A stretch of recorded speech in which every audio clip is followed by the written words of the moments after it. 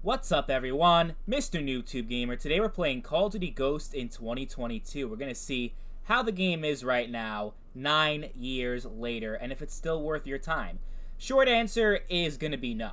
Unfortunately, Call of Duty Ghost is not in a good place in 2022. A lot of people may argue that it was never in a good place to begin with. I know a lot of people were hating on COD Ghost back in the day. I was one of those people, to be honest with you. I really hated the map design of COD Ghost. I think they're some of the worst maps in Call of Duty history. And the map that you see in this gameplay, Stormfront, is definitely one of those maps. There are also other ones that are pretty bad, like Chasm, Siege, Prison Break, Stonehaven, Flooded. Oh my god, terrible maps. Definitely some of the worst in all Call of Duty history. Not quite as bad as Modern Warfare 2019 maps, like Piccadilly and Euphrates Bridge, Azir Cave, but it's pretty bad. I'd say of all the Call of Duty games, Call of Duty Ghost is the second worst COD of all time when it comes to map design. These maps just don't have any flow. They're not very fun to play with. You spend most of the time just running around looking for someone because the maps are too fucking big. And like 90% of the time, your games are going to end on a timer. It's just so goddamn boring. I don't know what the hell Infinity Ward was thinking when they came up with these maps. But they obviously realized that they were doing something wrong, because during Call of Duty Ghost DLC lifecycle, when they were releasing all the map packs, oh my god, the maps were so much better. It's like you can't even compare the maps in the base game to the maps in the DLC. I have not played a single bad DLC map with Call of Duty Ghost, but more than half of the base maps are horrendous. You know, but like the DLC maps, they actually play like an actual COD map. They remind me a lot of the maps in Black Ops 2 and Black Ops 1. The map design is really, really good, but in order for you to experience it, you have to pay another $60 for all the DLC, which most people are not willing to do because they didn't like the original game. Why are they going to put more money into a game they don't like? You know what I mean? So, unfortunately, most people did not get to experience the DLC, and unfortunately, these days, you don't really have any DLC players online in 2022. Now, you know, I said in my 2021 review that DLC lobbies are rare, but you can still find them. 1 year later, it's near impossible to find any DLC lobbies for Call of Duty Ghost. And that's pretty much the reason why I say the game is not worth playing, and honestly comes down to the maps.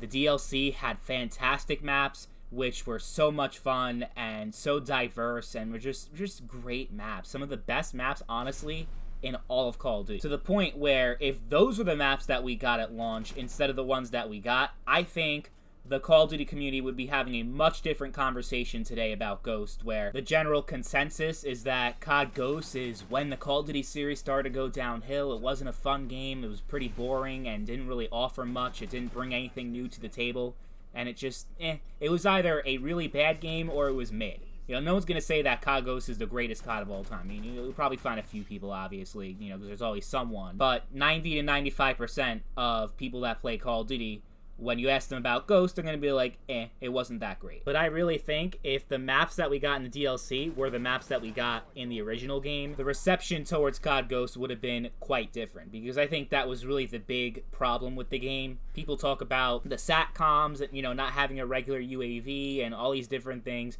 But really, it came down to the maps. That's why the game was so campy. That's why the game was so slow.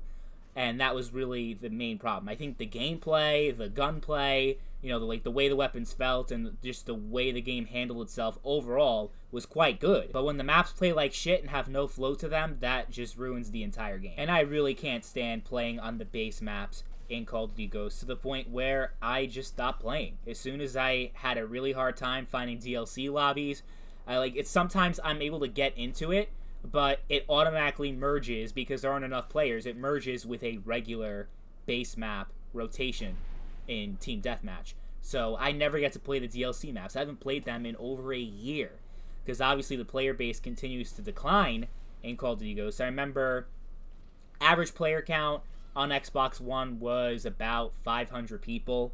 Now it's less than 200. Even on a weekend, even on a Saturday, Sunday, doesn't matter. You have so little people playing this game.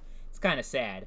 I think it's probably the least played Call of Duty on Xbox aside from World at War. World at War definitely has a lot less players.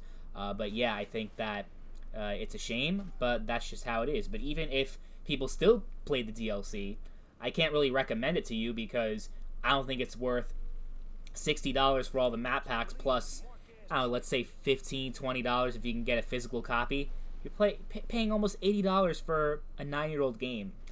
Yeah, either way, I can't recommend it. Even if you can somehow find DLC players, I don't see it. If you're a new player, it's a really tough Call of Duty to get into. I think it's probably one of the worst, to be honest with you. Multiplayer, of course, was not the only aspect of the game. There was actually a pretty kick-ass single-player campaign that I think is one of the best in all of Call of Duty history. I really was into that campaign and was really invested in that.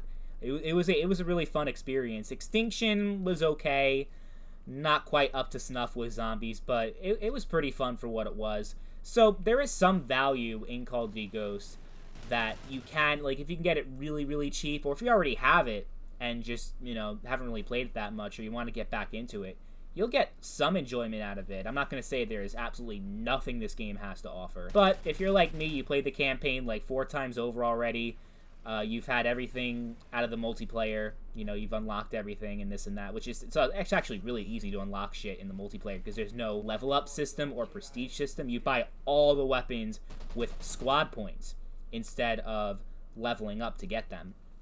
So it's a pretty interesting take on the level up system, and the class customization system I actually think is really good overall.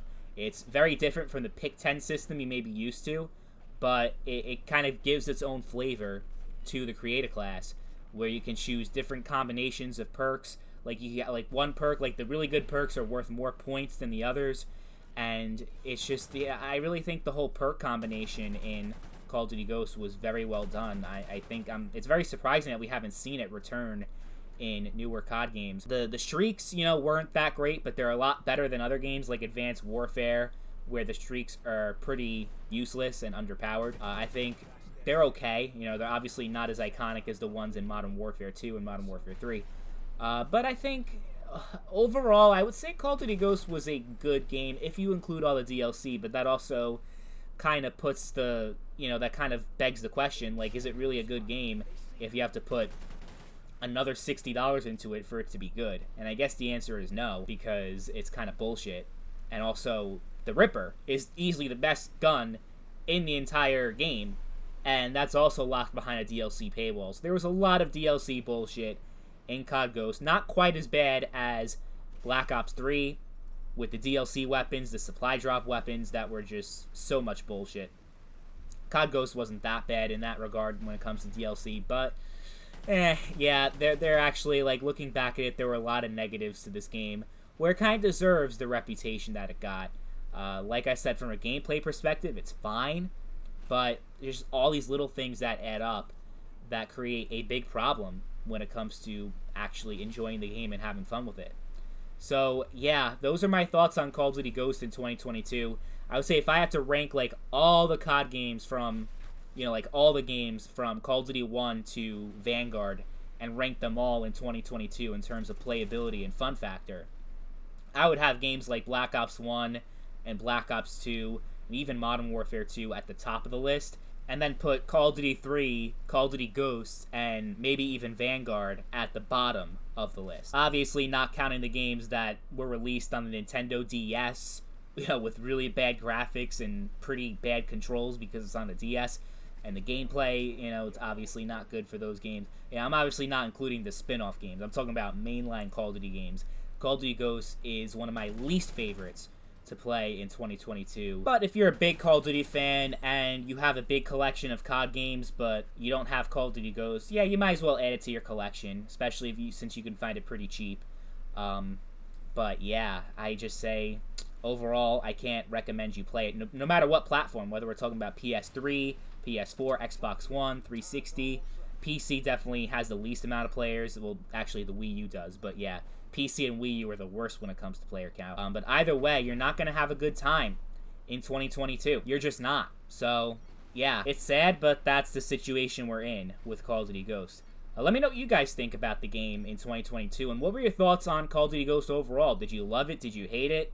What were your thoughts on the game? I'm interested to see what you guys all have to say.